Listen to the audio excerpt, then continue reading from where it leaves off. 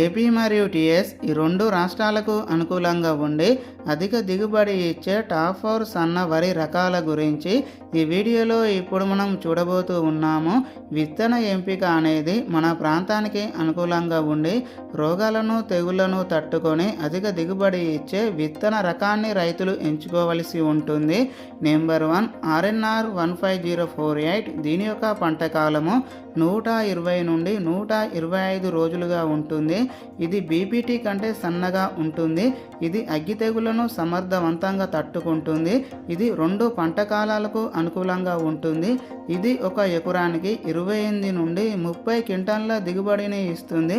ఒక్కొక్క వరి కంకిలో 280 నుండి 300 వరకు ఈ వరి గింజలు అనేటివి ఉంటాయి. Number 2 KNM 12368. దీని యొక్క పంట కాలము 125 నుండి 135 రోజులుగా ఉంటుంది. ఇది జైశ్రామ్ వరి గింజ రకాన్ని పోలి ఉంటుంది. ఒక్కొక్క వరి కంకిలో 300 నుండి 320 వరకు ఈ వరి గింజలు అనేటివి ఉంటాయి.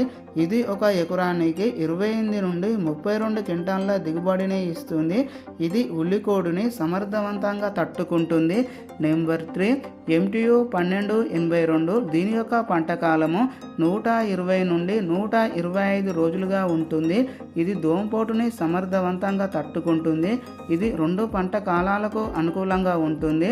ఒక ఎకరానికి 40 నుండి 60 బస్తాల దిగుబడిని ఇస్తుంది.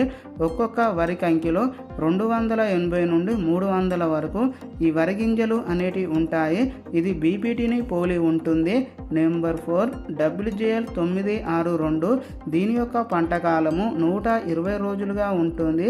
ఇది మధ్య సన్నగింజ వరి రకము. ఇది అగ్గి తెగుళ్లను సమర్థవంతంగా తట్టుకుంటుంది.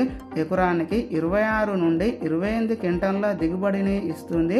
ఈ టాప్ 4 ఈ వరి రకాలు అనేటి మన రాష్ట్రాల్లో గత 3 నుండి 2 సంవత్సరాలుగా అధిక దిగుబడి ఇస్తున్నటువంటి వరి రకాలు.